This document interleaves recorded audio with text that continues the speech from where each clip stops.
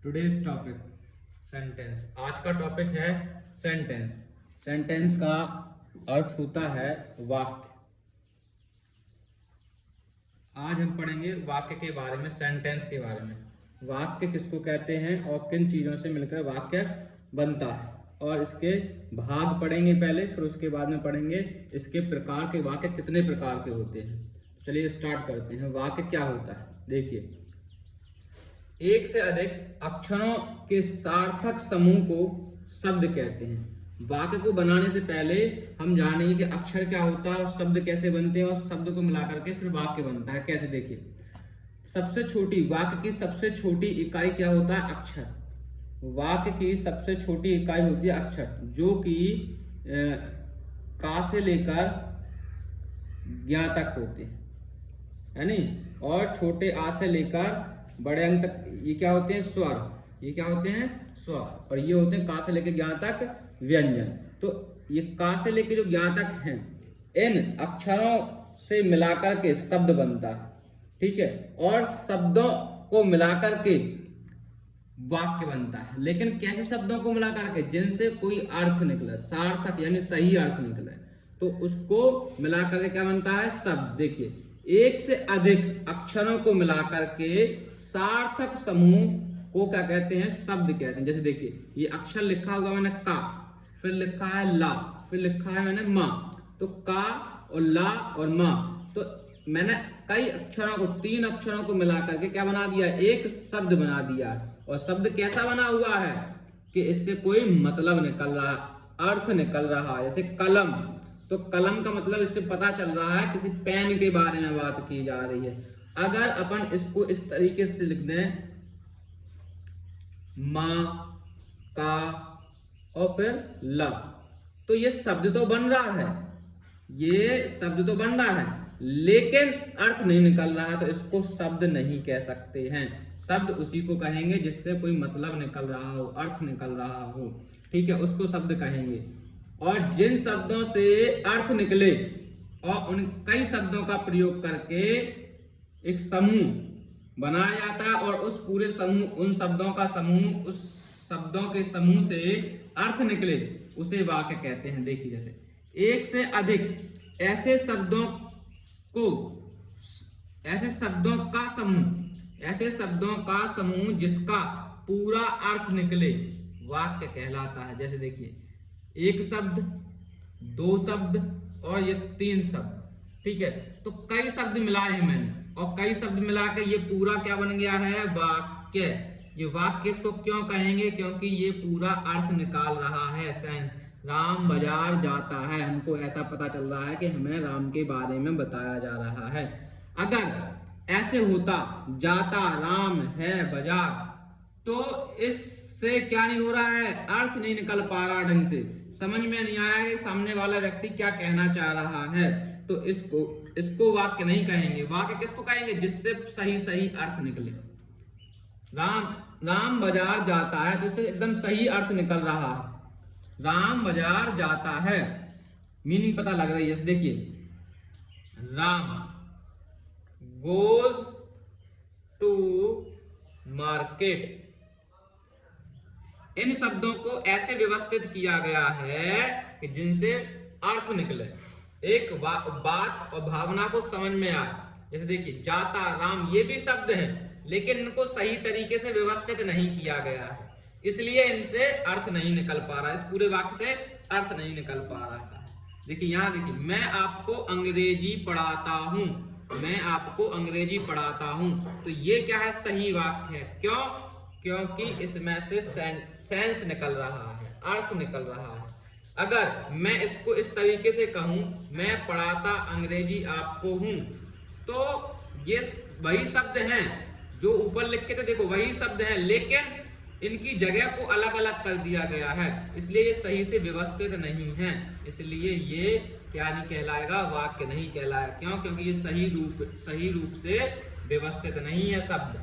ऐसे शब्द जो सही रूप से व्यवस्थित हों और सार्थक अर्थ निकाले, पूरा अर्थ निकाले, उन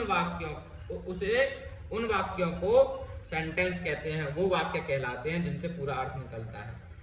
ठीक है, इसको इंग्लिश में पढ़ते कैसे हैं, इस डेफिनेशन को इंग्लिश में कैसे बोलेंगे? वन वर्ड, एक शब्द, और द ग्रुप ऑफ वर्ड्स, शब्दों का समूह, इन प्रॉपर ऑर्डर। देखिए प्रॉपर ऑर्डर यानी सही ढंग से व्यवस्थित करना। टू मेक फुल सेंस, क्या बनाता है? फुल सेंस यानी पूरा अर्थ निकालता है, उसको क्या कहते हैं?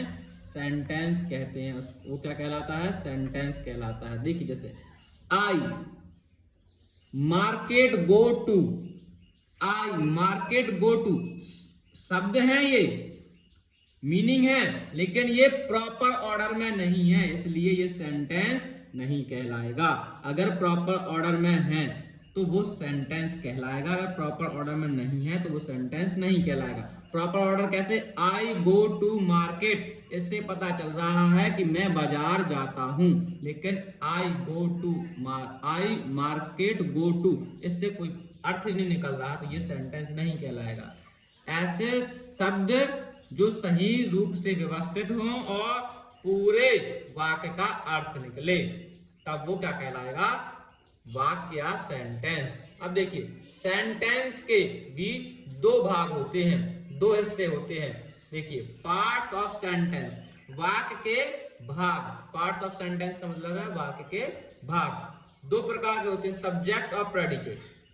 देखिए सब्जेक्ट में क्या क्या आता है, प्रेडिकेट में क्या आता है, वो बताता हूं। सब्जेक्ट वो होता है जो क्रिया को कर रहा होता है। सब्जेक्ट का मतलब होता है कर्ता, ठीक है, कर्ता यानी काम करने जैसे। जैसे कि मैंने ऊपर लिया था एक एग्जांपल, आई गो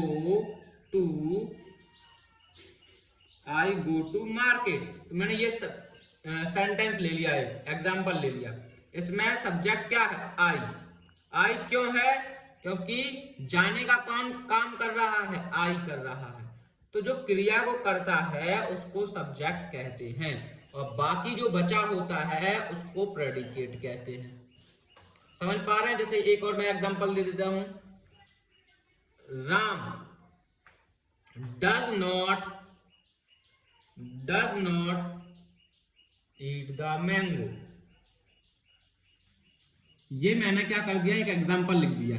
अब इसमें सब्जेक्ट क्या है, प्रेडिकेट क्या है, वो बताता हूं। देखिए Ram does not eat the mango, इसकी हिंदी होगी राम आम खाता है, तो खाने का काम आम नहीं खाता है, राम आम नहीं खाता है, तो इसमें क्या है? खाने का काम कौन कर रहा है? राम कर रहा है। जो क्रिया को करता है उसको सब्जेक्ट कहते हैं। और जो हेल्पिंग वर्ब से लेकर के जो पूरी चीज जो बची हुई है उसको प्रेडिकेट कहते हैं। समझ गए? जो काम करने वाला है, जो क्रिया को करने वाला है, जो वर्ब जिसके द्वारा वर्ब पूरी की जा रही है उसको सब्जेक्ट बोलते हैं, और जो वर्ब के बारे में बताया जा रहा है उसको प्रेडिकेट कहते हैं। तो ये आशा करता हूं ये आपको समझ में आया होगा, सब्जेक्ट और प्रेडिकेट। अगर मेरी वीडियो आपको इन्फॉर्मेटिव लगती है तो मातृछाया कोचिंग चैनल को सब्सक्राइब करें, लाइक करें और वीडियो को शेयर करें। देखिए अब पढ़ेंगे हम काइंड्स ऑफ सेंटेंस। अब पढ़ेंगे कितने प्रकार के सेंटेंस होते हैं, कितने प्रकार के वाक्य होते हैं। ठीक है, मुख्यतः 5 प्रकार के होते हैं। फर्स्ट है अफर्मेटिव, सेकंड है नेगेटिव, थर्ड है इंपेरेटिव, फोर्थ है इंट्रोगेटिव और फिफ्थ है एक्सक्लेमेंट। एक एक करके इनके बारे में पढ़ेंगे हम। देखिए अफर्मेटिव सेंटेंस यानी सकारात्मक वाक्य, फर्स्ट है अफर्मेटिव।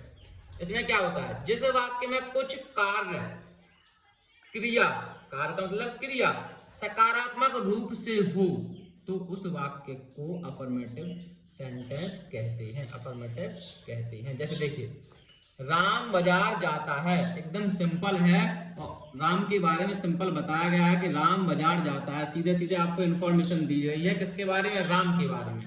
तो ये क्या है, अफर्मेटिव सेंटेंस है। क्यों है, क्योंकि सकारात्मक कार्य है, क्रिया कैसे में है, सकारात्मक रूप में है, तो ये क्या है, एक अफर्मेटिव सेंटेंस है। सीता गाना गाती है, अफर्मेटिव सेंटेंस है। रवि पढ़ता है, रवि नदी में तैरता है। इनसे सीधा सीधा पता चल रहा है कि हम किसी के बारे में इंफॉर्मेशन दे रहे हैं या ले रहे हैं या मिल रही है। ठीक है, उसको क्या कहेंगे, अफर्मेटिव सेंटेंस। ठीक है, जैसे देखिए राम बाजार जाता है, तो Ram goes to market, simple सी चीज। तो ये क्या है? Affirmative sentence. सीता गाना गाती है, तो Sita sings the song.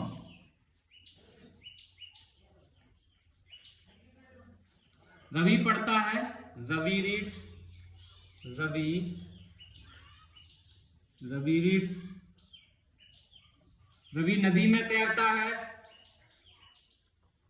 Ravi swim in the river. तो ये सिंपल से सेंटेंस हैं जो आपको एक इंफॉर्मेशन दे रहे हैं और क्रिया कायम है किसके रूप में? सकारात्मक रूप में है। तो ऐसे सेंटेंसों को अफर्मेटिव सेंटेंस कह देते हैं। देखिए सेकंड, नेगेटिव सेंटेंस किसको कहते हैं? नेगेटिव। ठीक है, जिन वाक्यों को नकारात्मक, यानी अभी सकारात्मक था, ये क्या है? नकारात्मक। यहां सकारात्मक रूप में क्रिया थी, यहां नकारात्मक रूप में क्रिया होगी। जिन वाक्यों में कार्य या क्रिया को नकारा जाता है, इन सेंटेंस में सहायक क्रिया हेल्पिंग वर्ब, सहायक क्रिया का मतलब है हेल्पिंग वर्ब के बाद नॉट लगा होता है। हेल्पिंग वर्ब मतलब समझ रहे हैं, आगे आपको टेंस में पढ़ने को मिलेगा।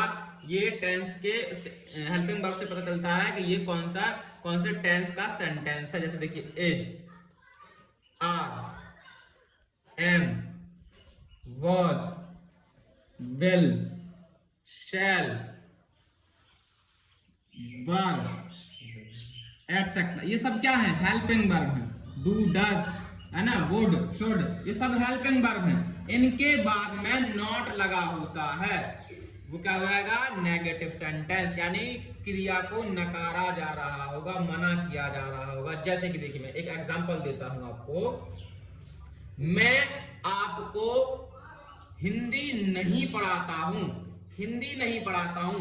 तो इससे आपको पता चल रहा है कि मैं किस चीज के लिए मना कर रहा हूं? हिंदी के लिए। हिंदी नहीं पढ़ाता हूं यानी हिंदी के लिए मैं मना कर रहा हूं कि क्रिया क्या नहीं करता हूं? कौन सी क्रिया नहीं करता हूं? कि हिंदी को नहीं पढ़ाता हूं। इसलिए वो क्या हो जाएगा? नेगेटिव सेंटेंस होगा। क्यों होगा नेगेटिव सेंटेंस? क्योंकि वर्ब को नकारा जा रहा है, क्रिया को नकारा जा रहा है। क्रिया किस रूप में? नकारात्मक में है, नकारा जा रहा है। ठीक है, तो ऐसे सेंटेंसों को नेगेटिव कहते हैं। हमेशा ध्यान रखना, अंग्रेजी में, इंग्लिश में कैसे पहचानेंगे कि हेल्पिंग वर्ब के बाद नॉट लगा होगा। पहले हेल्पिंग वर्ब आएगी, फिर नॉट, फिर आएगी मेन वर्ब, फिर आएगी मेन वर्ब। तो इनके बाद में नॉट लगा होगा, सिंपल सी बात है, वो नेगेटिव सेंटेंस कहलाएगा। ठीक है, उसके बाद में अब चलते हैं, थर्ड है इंपेरेटिव। थर्ड है इंपेरेटिव सेंटेंस। इंपेरेटिव सेंटेंस क्या होता है? देखिए, जिस वाक्य में ऐसा पता चले कि सलाह दी जा रही है, आज्ञा दी जा रही है, या सलाह दी जा रही है, या प्रार्थना का भाव प्रकट हो, प्रार्थना का भाव प्रकट हो, उसे इंपेरेटिव सेंटेंस कहते हैं। जैसे स्टैंड अप, तो ऐसा लग रहा है कि मैं आपको आज्ञा दे रहा हूं, ऑर्डर दे रहा हूं, स्टैंड अप, खड़े हो जाओ, तो ये क्या है? आज्ञा दे रहा हूं। इससे पता चल रहा ना। कीप क्वाइट, शांत हो जाओ, आज्ञा दे रहा हूं। Please give me a pen, please give me a pen, कृपया मुझे एक पेन दे दो, कृपया मुझे एक पेन दीजिए। तो ये यहां क्या कर रहा हूं? मैं प्रार्थना कर रहा हूं। यहां क्या कर रहा हूं? मैं ऑर्डर दे रहा हूं। ऐसे वाक्यों, जिन वाक्यों में हमें ऐसा महसूस हो, ऐसा पता चले कि कोई किसी को आज्ञा दे रहा है, या सलाह दे रहा है, या प्रार्थना कर रहा है, उन वाक्यों को इंपेरेटिव सेंटेंस में रखा जाता है। अब पढ़ते हैं फोर्थ में क्या है? Interrogative sentence. इंट्रोगेटिव सेंटेंस में क्या होता है? जिस वाक्य में प्रश्न पूछा जा रहा हो, जिस वाक्य में प्रश्न पूछा जा रहा हो, उस वाक्य को इंटरोगेटिव सेंटेंस कहते हैं। जिस वाक्य में प्रश्न पूछा जा रहा हो या प्रश्नवाचक शब्द आते हो। प्रश्नवाचक शब्द कैसे हो? जिन वाक्यों के बीच में प्रश्नवाचक शब्द हो, जैसे कि देखिए, क्या, क्यों, कब, कैसे, कहां, समझ रहे? ऐसे शब्द वाक्य के कहां आते हैं? बीच में आते हैं, वाक्य के बीच में आते हैं ऐसे शब्द। और वाक्य के अंत में, वाक्य के अंत में क्या होता है? प्रश्नवाचक चिन्ह। ऐसे प्रश्नवाचक चिन्ह लगा होगा, उसको क्या कह देंगे? Interrogative sentence. इसको कहते हैं क्वेश्चन मार्क। जिस वाक्य, इंग्लिश में कैसे पहचानेंगे कि इंट्रोगेटिव सेंटेंस है? जिस सेंटेंस में इंट्रोगेटिव क्वेश्चन मार्क साइन लगा होगा, क्वेश्चन मार्क लगा होगा, उसको बोल देंगे इंट्रोगेटिव सेंटेंस। ठीक है, तो इंट्रोगेटिव सेंटेंस में क्या होता है कि प्रश्न पूछा जाता है किसी व्यक्ति से, उसको क्या बोल देते हैं? इंट्रोगेटिव सेंटेंस बोल देते हैं। जैसे मैं एक एग्जांपल और बता देता हूं। मैं आपको क्यों पढ़ाता हूं? तो मैं आपसे पूछ रहा हूं भैया कि क्यों पढ़ाता हूं, तो प्रश्न ही तो कर रहा हूं, तो मैं क्यों पढ़ाता हूं? आपसे प्रश्न ही तो कर रहा हूं। देखिए एंड में ये लग गया प्रश्नवाचक चिन्ह, क्वेश्चन मार्क लग गया। तो एक तो ऐसे पहचान सकते हैं कि ये इंट्रोगेटिव सेंटेंस है। ठीक है, इंग्लिश में कैसे पहचानेंगे? इंग्लिश में भी ये लगेगा और प्रश्नवाचक जो शब्द हैं वो आएंगे। देखिए इसको बनाएंगे कैसे? वाई पहले निकालेंगे, why do I teach you, teach you, ये फिर आगे देखिए क्वेश्चन मार्क। तो ये सीधा सीधा है, क्वेश्चन मार्क आया और सीधे आंख बंद करके कह दो कि ये इंट्रोगेटिव सेंटेंस है। ठीक है, देखिए जिस वाक्य में फिफ्थ है, लास्ट है एक्सक्लेमेटरी सेंटेंस। फिफ्थ देखेंगे, जिस वाक्य में ऐसे शब्द हो, कैसे शब्द हो? जिनसे अचानक से मिलने वाली खुशी का पता चले, दुख का पता चले, ठीक है, उसे एक्सक्लेमेटरी सेंटेंस कहते हैं। परिभाषा, जिस वाक्य में ऐसे शब्द हों जो अचानक से मिलने वाली खुशी या दुख को स्पष्ट करें, उसे एक्सक्लेमेटरी सेंटेंस कहते हैं। और पहचानेंगे भी कैसे? ऐसे मार्क लगा हुआ, देखिए ऐसे करके ये बिंदी ये लगा हुआ, ये मार्क आ जाए तो समझ जाइए ये एक्सक्लेमेटरी सेंटेंस है। समझ आ रहा है? आशा करता हूं। देखिए जैसे यहां आ गया alas Pinky death, Pinky is dead, Pinky is dead. Alas Pinky is dead, अरे पिंकी मर गई। तो अलास इस सेंटेंस से क्या पता चला? दुख का पता चल रहा है। Hurray we have won, hurray we have won, देखिए यहां भी ये साइन लगा हुआ है इस तरीके का, हुर्रे वी हैव वॉन। तो हुर्रे, अरे हम जीत गए, हुर्रे वी हैव वॉन, अरे हम जीत गए। तो इससे क्या पता चल रहा है? खुशी का पता चल रहा है। वाओ इंटेलिजेंट गर्ल, है नहीं? तो इससे क्या पता चल रहा है? आश्चर्य हो रहा है, आश्चर्य। तो ऐसे शब्दों को एक्सक्लेमेटरी सेंटेंस कहते हैं। आशा करता हूं आपको समझ में आया होगा।